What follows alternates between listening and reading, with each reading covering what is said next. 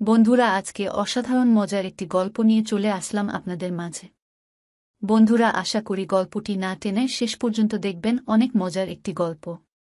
বন্ধুরা, আমাদের চ্যানেলটি ভালো লাগলে আমাদের চ্যানেলটি সাবস্ক্রাইব করুন এবং কমেন্ট করে জানিয়ে দিন কোন ধরনের গল্প আপনার কাছে সবচাইতে বেশি মজা লাগে। চলুন বন্ধুরা, কথা না বাড়িয়ে গল্প শুরু করি। তুমি কি জানো, শাড়ি পরে তোমাকে ফুটবলের মতো লাগছে? আমাকে ইমপ্রেস করার কথা ভুলে ঘুট ঘুট না করে যাও, চেঞ্জ করে নাও। যাও। রোধিকের ঘুম ঘুম কণ্ঠ। চুল টাওয়াল দিয়ে মুছে নিচ্ছিলাম আমি। তার কথা শুনে হাত থেমে গেল। ভ্রু কুঁচকে তাকালাম। রোধিক ব্ল্যাঙ্কেট টেনে বসে আছে। 2টা ছাড়া যে ছেলের ঘুম ভাঙে না, সে এত তাড়াতাড়ি উঠে গেছে। 8:15, অর্থাৎ দুটো ট্রেন 8টায়। চুলগুলো মুখের উপর ছড়িয়ে গেল। টাওয়াল মাটিতে পড়ে গেল। আমার বাম পাশের বড় আয়নাতে তাকালাম। আমাকে তো দেখতে বেশ সুন্দর লাগছে। তাহলে ফুটবল কেন বলল? চোখের সামনে থেকে ভেজা চুলগুলো সরিয়ে বললাম, আপনার চোখে কি সমস্যা আছে? তাহলে গিয়ে ঠিক করে নিন। বলেই ভেঙচি কাটলাম আমি। রোধিক ভ্রু কুঁচকাল। তা এড়াল না আমার থেকে। আয়নাতে ঠিক দেখতে পেলাম। উঠে গেল সে। আমার সামনে দাঁড়িয়ে বলল, তোমাকে কি বললাম, শুনতে পাওনি? যাও, চেঞ্জ করে নাও। গো ফাস্ট। আশ্চর্য তো, শাড়ি ছাড়া কি পরব আমি? 3 পিস, টপস কিছুই তো নেই। কাবার্ড হাতরে খুঁজে দেখলেন। পেলেন না। নিজের কাবার্ড থেকে ট্রাউজার আর টি-শার্ট বের করে ধরিয়ে দিলেন। আমি ওয়াশরুমে যাচ্ছি। ঘরেই চেঞ্জ করে নাও। এসে যদি দেখি না পরে বসে আছো, তাহলে আমি পরিয়ে দিব। বলেই হনহনিয়ে ওয়াশরুমে ঢুকে গেলেন। ফোঁস করে দম ছাড়লাম আমি। এই লোকটাকে বিশ্বাস নেই। সবকিছু করতে পারে, কিন্তু আমি বা কিভাবে এগুলো পরে ঘুরে বেড়াব? তবুও মুখ ভার করে পড়লাম। ভেজা টাওয়াল দিয়ে চুল মুছে বেলকেনিতে মেলে দিলাম। গিলে রাখতেই হাওয়া এসে উড়িয়ে ফেলে দিল নিচে। ধরতে গিয়েও ব্যর্থ হলাম। দ্রুত নিচে নেমে এলাম। টাওয়াল নিয়ে পেছনে ফিরতে নিলেই ধাক্কা খেলাম কারো সাথে। পায়ের কাছে এসে পড়ল কেউ। কেঁপে উঠলাম আমি। পিছিয়ে গেলাম কয়েক পা। কালো পোশাকধারী গার্ড পড়েছে। তার সামনে রোধিক দাঁড়িয়ে আছে। নীলাভ রঙের চোখ জোড়া, অসম্ভব লাল। আমাকে গিলে খেয়ে ফেলবে এমন। আমতা আমতা করে বললাম, আপনি আপনি এখানে, আর ইনি পায়ের কাছে কেন? উঠুন। একদম না। ওকে টাচ করবে না। And you go, get out of here. The next time you see our girls, keep your head down. Otherwise I could never think of getting it. Got it? Now get out. ছেলেটি বন্দুক তুলে মাথা নিচু করে চলে গেল। রোধিক আমার সামনে এসে দাঁড়াল। কর্কট কণ্ঠে বলল, তুমি এই জামা কাপড়ে বাইরে বেরিয়েছ কেন? ওই! নিজের দিকে তাকাতেই লজ্জায় কুঁকড়ে উঠলাম আমি। ভেজা চুলগুলো একটু সামনে এনে বললাম, টাওয়ালটা নিচে পাওয়া পড়ে গেছিল, সেটা নিতে এসেছি। তার জন্য এই অবস্থায়? আপনি তো শাড়ি পরতে বারণ করেছিলেন। আমি এসে নিতে পারতাম না। আমি কি বাড়িতে ছিলাম না? আপনি তো ওয়াশরুমে ছিলেন। সারা জীবন ওয়াশরুমে বসে থাকতাম। জীবনেও বের হতাম না। আবার কথা বলছ? স্টুপিড, যাও এখান থেকে। আমি চলে আসার জন্য পা বাড়াতেই হাত ধরে ফেললেন তিনি। ডান হাতে ঝুলে থাকা টাওয়ালটা নিয়ে শরীরে পেঁচিয়ে দিল আমার। ক্ষিপ্ত দৃষ্টিতে তাকিয়ে বললেন, নাও। গো। রৌদ্রের তাপে রোধিককে অগ্নির ন্যায় লাগছে আমার কাছে। ভীত হলাম আমি। তাকে ভয়ঙ্কর ঠেকছে আমার কাছে। আমি আগে পেছনে না চেয়ে বাড়ির ভেতরের দিকে ছুটে এলাম।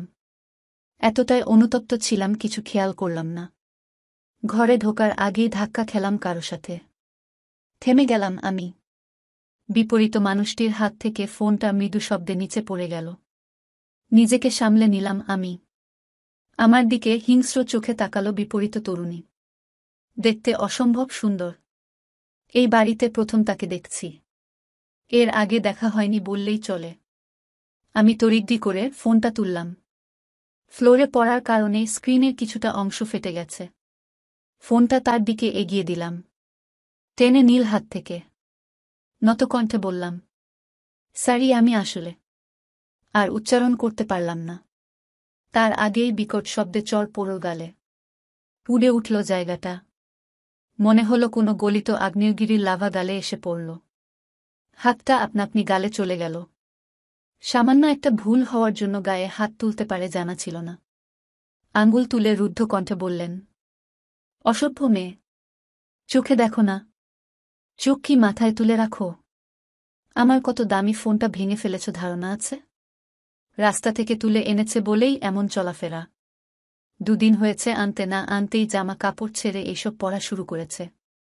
2 মাস এগুলো থাকবে না বলেই হনহনিয়ে চলে গেল। আমি অশান্ত মনে নিয়ে ঘরে চলে এলাম। দরজা বন্ধ করে দিলাম। আয়নার সামনে দাঁড়ালাম। 4 আঙুলের কালচে দাগ পড়েছে। পরিবারের বড় মেয়ে হওয়ার কারণে চড় কিংবা মার আমার ভাগ্যে কখনোই ছিল না। জীবনের প্রথম চড় খেয়ে চিরতরে শিক্ষা হয়ে গেছে। কাবার্ড হাতরে মলম বের করে গালে লাগালাম। মাথাটা জিমজিম করছে। পেটেও প্রচুর ক্ষুধা লেগেছে। কিন্তু এভাবে নিচে গেলে সবাই আমাকে নিয়ে পড়বে। ব্ল্যাঙ্কেট মুড়ি দিয়ে শুয়ে পড়লাম। সূর্য তখন আকাশের অন্য প্রান্তে গেছে। সূর্যের রক্তিম আভা অন্ধকারে আকাশে নেই। সন্ধ্যার মিটিমিটি তারা জ্বলছে। ধীরে ধীরে আরও আধারে ছেড়ে গেল। ঘড়ির কাঁটা গিয়ে ঠেকল 9:53-তে। সেকেন্ডে সেকেন্ডে যখন 10টা কাঁটা ছুল তখন দরজা নক পড়ল। ক্লান্তির মাঝে দরজা খুলতেও কষ্ট হচ্ছিল আমার। ঘুমু ঘুমু চোখে দরজার দিকে চেয়ে আবার ঘুমিয়ে পড়লাম। ধীরে ধীরে আওয়াজ বাড়তে লাগল। কণ্ঠস্বর শুনতে পেলাম, কিন্তু নিদ্রার সমাপ্তি ঘটাতে পারলাম না। মনে হচ্ছে শরীরটা পুড়ে যাচ্ছে। কেটে গেল আরও মিনিট 5। হুট করেই কেউ টেনে বসিয়ে দিল আমায়। তখনও চোখের পাতা ঝাপসা। পরিস্থিতি বুঝে ওঠার আগেই চড় পড়ল একই গালে। ভেতরটা পুড়ে উঠল। মুখটা বাম দিকে বেঁকিয়ে গেল। চুলগুলো মুখে জুড়ে ছড়িয়ে গেল। জ্বলে উঠল স্ক্রিনটা। তিক্ত চাপা স্বরে আহ করলাম ঠিকই, কিন্তু স্বর বেরিয়ে এল না। গালে হাত দিয়ে ঘষলাম। সবকিছু স্পষ্ট হতেই বুঝতে পারলাম রোধিক আমার সামনে দাঁড়িয়ে। তার দম বন্ধ, সূচালো দৃষ্টি। সকালের চেয়েও ভয়ঙ্কর লাগছে। অধর চেপে কিয়তক্ষণ নিজের ভেতরের রাগ দমন করার চেষ্টা করল। অতঃপর ঝাঁঝালো কণ্ঠে বললেন, এতক্ষণ ধরে দরজা ধাক্কা দিচ্ছিলাম। জানো কত চিন্তা হচ্ছিল? You have any idea? তুমি কি করছিলি? সকালের বিহেভিয়ার জন্য না খেয়ে দরজা বন্ধ করে রেখেছ। এসে দেখি দরজা বন্ধ করে ঘুমাচ্ছ। How funny. দরজার দিকে তাকালাম আমি। এখনো দরজাটা ভেতর থেকে বন্ধ করা। আমি তো দরজা বন্ধ করে একটু শুয়েছিলাম, আর উঠিনি। তাহলে তিনি ভেতরে এলেন কি করে? ভূত নয় তো? পিছিয়ে গেলাম আমি। ভীত গলায় বললাম, কে আপনি? দরজা তো বন্ধ ছিল। তাহলে আপনি এলেন কি করে? হাওয়ার মতো আসেননি তো? দেখতে রৌধিকের মতো। ভূত নয় তো? সরুন আমার থেকে। পিছিয়ে গেলাম আমি। দেয়ালের সাথে বিঁধে গেলাম। বিরাগী হলেন তিনি। রৌধিক আমার দিকে চেয়ে রইল।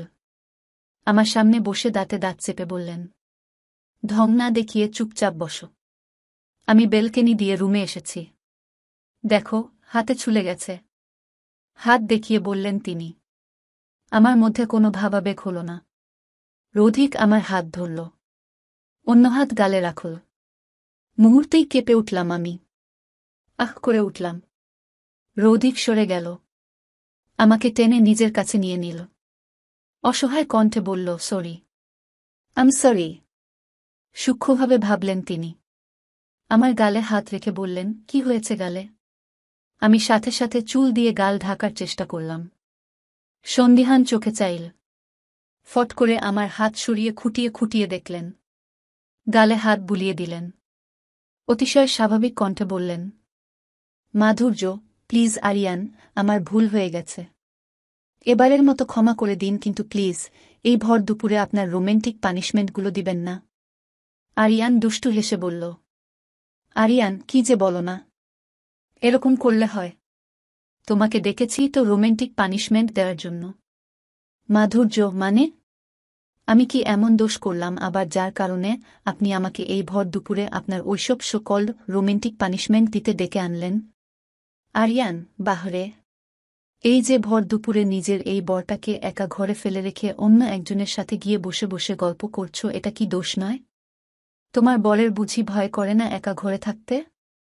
মাধুর্য চোখ জোড়া ছোট করে বলল। মাধুর্য, হয়েছে শেষ আপনার ড্রামাবাজি। এত ড্রামাবাজি কোথা থেকে শিখেছেন আপনি? আরিয়ান মুচকি হেসে বলল। আরিয়ান, কেন, তোমার থেকে? তুমিই তো শিখিয়েছ এসব। তুমিও ড্রামাবাজি কর আর আমিও করি, তবে পার্থক্যটা হলো তুমি আমার থেকে পালানোর জন্য ড্রামাবাজি কর আর আমি তোমার কাছে থাকার জন্য ড্রামাবাজি করি। বুঝলে বাঙালি বধূ? মাধুর্য মুচকি হেসে বলল। মাধুর্য, বুঝেছি মি। ইংরেজ সাহেব। আরিয়ান, তাহলে এবার পানিশমেন্টের জন্য তৈরি হও। মাধুর্য নাক ফুলিয়ে ন্যাকা কণ্ঠে বলল। মাধুর্য, না। আরিয়ান, না বললে শুনছি না। বলেই আরিয়ান মাধুর্যর কোমর চেপে ধরে যেই তার ঠোঁটের দিকে এগুতে লাগে অমনি তিনটা বাচ্চা কণ্ঠ একসাথে বলে উঠল।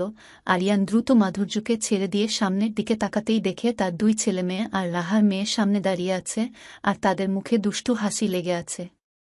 মাধুর্য ও দ্রুত আরিয়ানের থেকে সরে দাঁড়ায় আর আরিয়ান বাচ্চাদের দেখেই নিজের মাথার পিছনে হাত রেখে উল্টো দিকে ফিরে স্লো ভয়েজে বলল। আরিয়ান, কাম সারছে।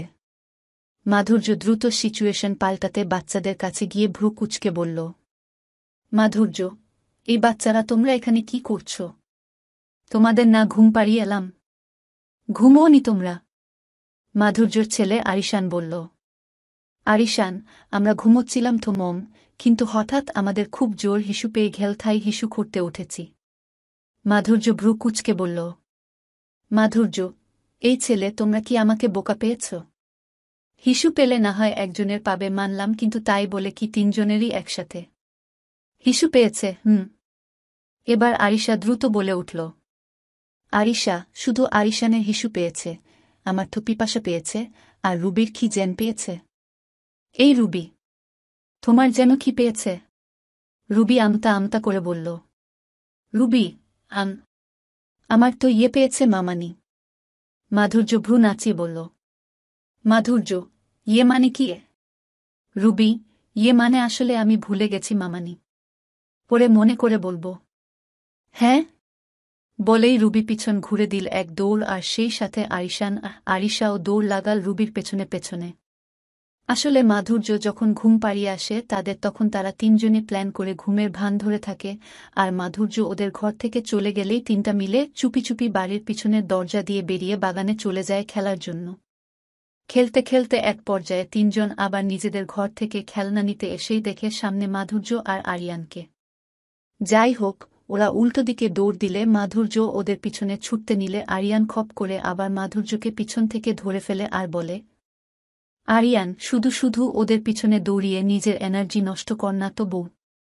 তার চেয়ে বরং ওদেরকে ওদের কাজ করতে দাও, আমরাও আমাদের কাজ করি চলো। বলেই আরিয়ান মাধুর্যকে কোলে তুলে নিয়ে ঘরের দিকে হাঁটা দিল আর মাধুর্য তার থেকে বাঁচার জন্য নানা বাহানা করতে লাগল। কিন্তু কাজের কাজ কিছুই হলো না, বরং আরিয়ানের কাছে আত্মসমর্পণ করতে হলো তাকে।